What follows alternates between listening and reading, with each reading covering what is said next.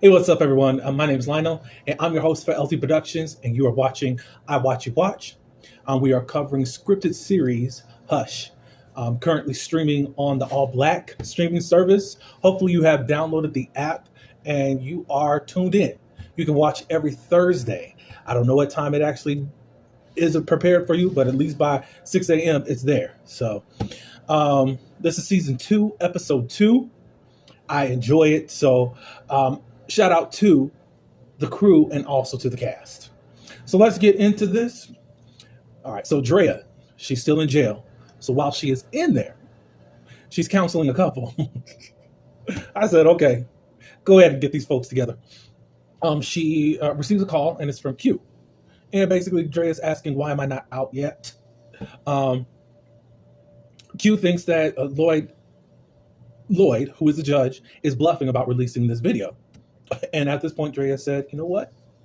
Let's go on and release this to let Lloyd and also the mayor know that I'm not playing.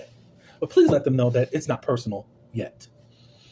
All right, so Gina. Gina is on a shopping spree, but she's filming a promo as she's shopping for her new series called Damn Gina.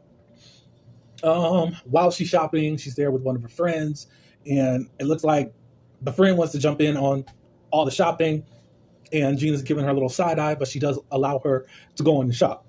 So she gets her items and then goes up to the counter to pay, and there is no money. She goes and calls Julio, and Julio said that he stopped putting money in her account over a month ago.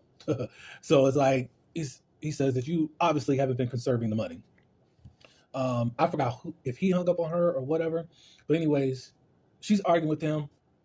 The phone disconnects. Next thing you know, there's a text from him saying, come home, and then he'll put a deposit into the bank. Of course, that's pissing her off a lot because she's embarrassed. Anyways, but we're going to see what happens later on, what's going on with them. All right, so we move on to Selena and Terrell. They're having sex. After they get done, Terrell really wants Selena to tell her what happened at the loft. And Selena says, I'm not saying. And he's like, well, why? I told you everything about every detail about me going missing and them taking me captive. There's no harm in telling me. Well, she said that she wants to keep him safe. The less you know, the less problems, I guess.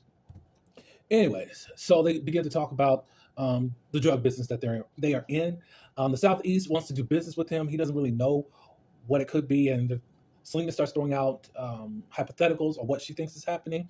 She thinks that there is a turf war that's about to take place, and that's between the Southeast and also Link's area. And they said, well, possibly we can make this to our advantage, and hopefully they kill each other.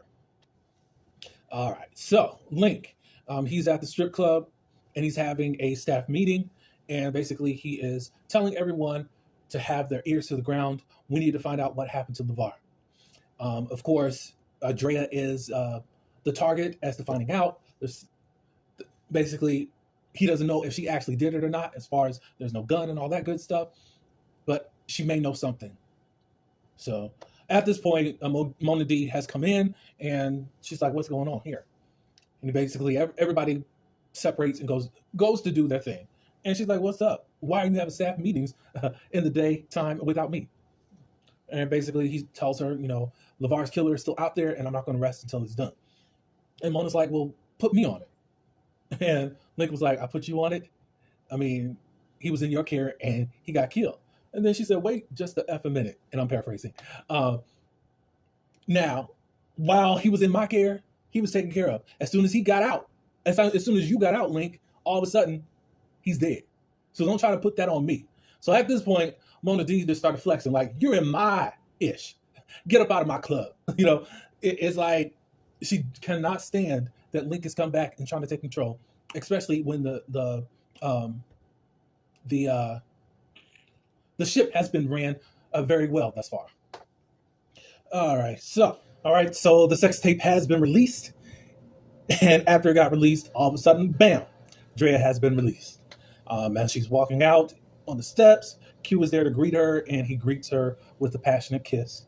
Of course, she did accept it and kiss back. What does that mean? We're gonna find out in just a few minutes. And Q, all I can say is stop it.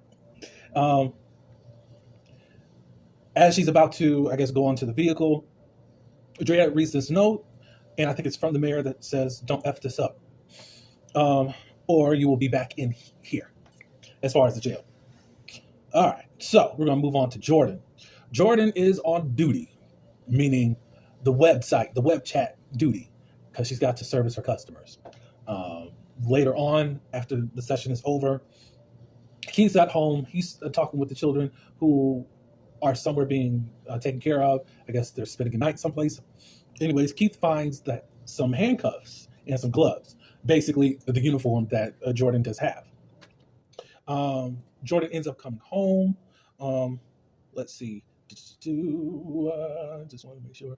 Before she comes in, what's his name? Link ends up calling her again and saying, "Where's my money?" She says, business is just popping, but I will have your money to you ASAP.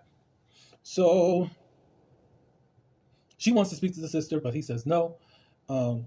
Basically, you got to come through for me before I come through for you. And I also could tell your husband about your other identity and your other extracurricular activities. So she finally goes into the bedroom, and Keith, he's in the questionable mode. Like, what is this?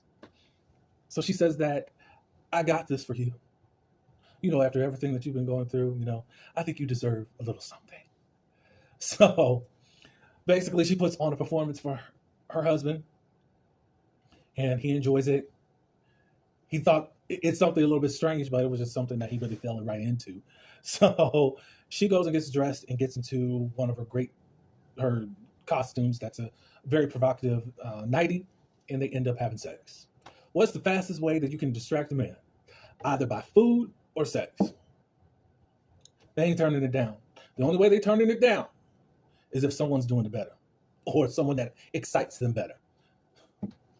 Let's see. Okay, so we're on to Gina and Julio. Gina goes to the mansion, and Gina just basically tells him, "What is up?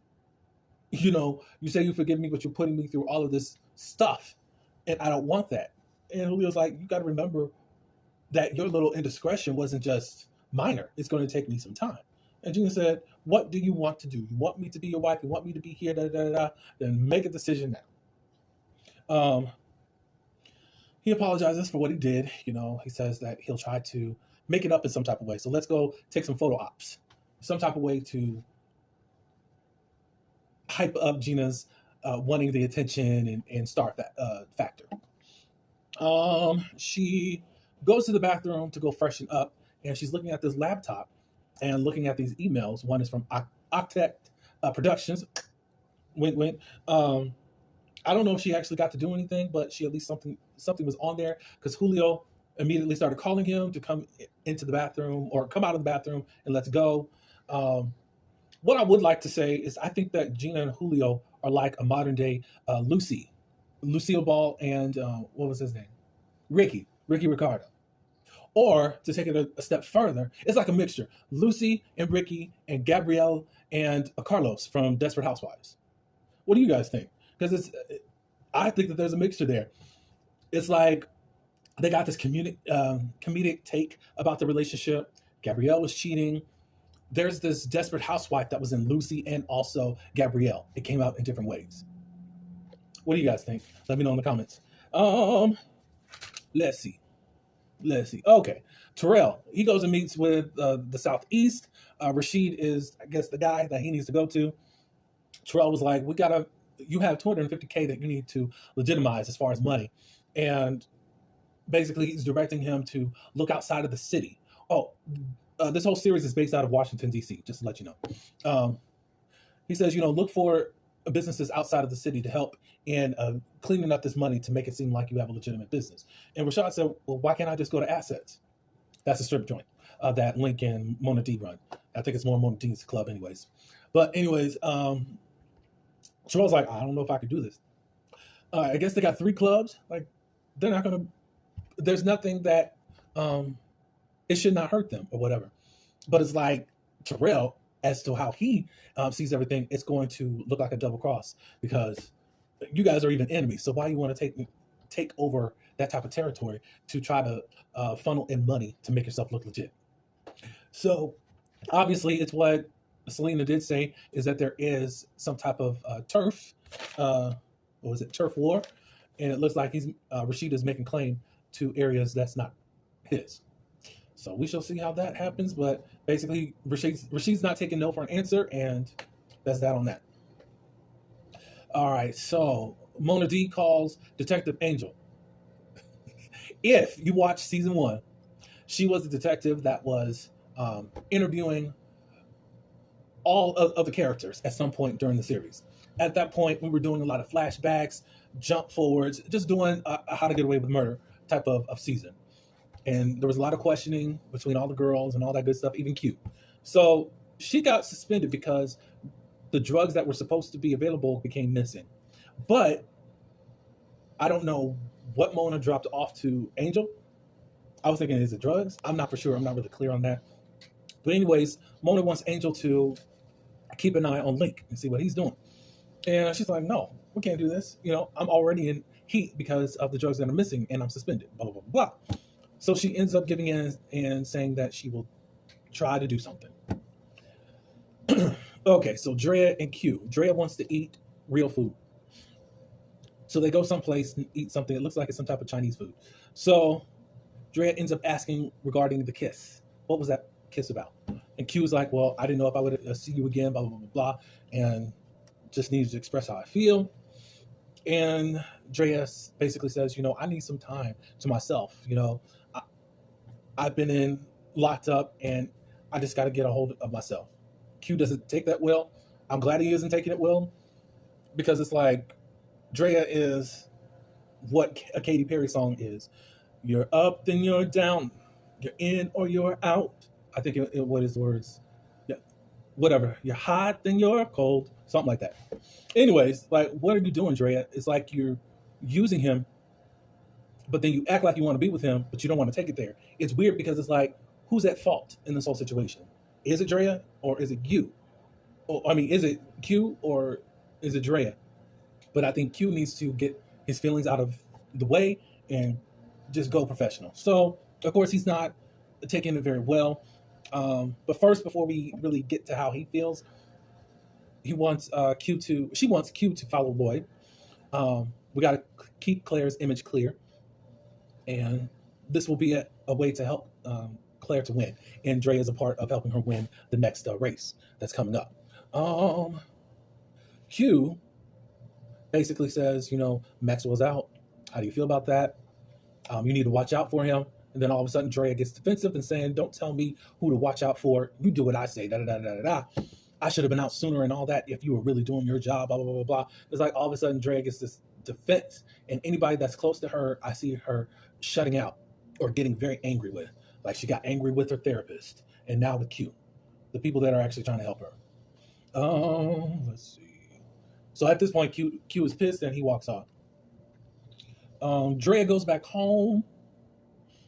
And she gets emotional because she's back home and just glad to be home and all that good stuff. She opens her laptop and is looking at what the next thing to write.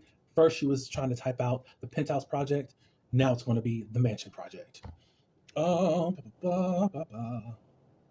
She hears some knocking at the door, and guess who it is? Link. Link is basically saying what happened to LeVar. Drea says that she had a concussion, everything's not clear, and Link is like, as he's questioning, he's understanding that it wasn't Drea that attacked him, that killed LeVar. And he's guessing around to see trying to get her to say who it was that actually killed LeVar. She said that she doesn't know, blah, blah, blah, blah, blah. It could be someone that's wanting to get revenge on you or someone that's right under your nose. And I feel like that was a little indication to Link to possibly start looking at Selena and Terrell in a different way. So I think that she planted a little bit of seeds there. I'll see where it goes in the next few episodes.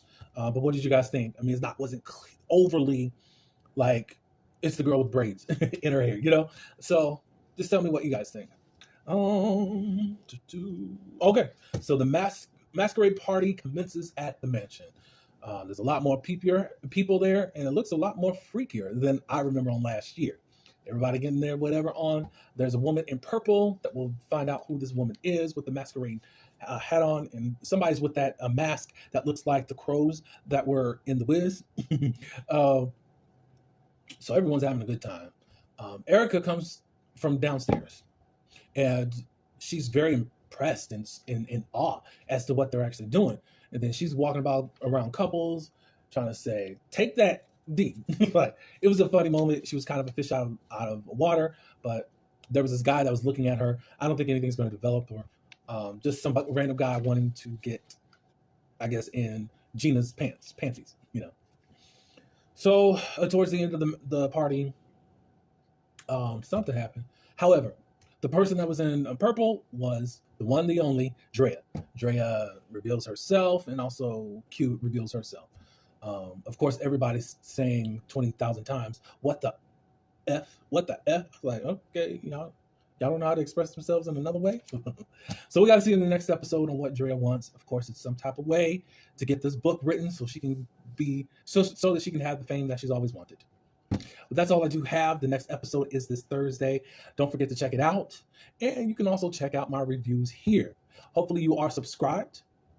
But please like this video if you have not as of yet.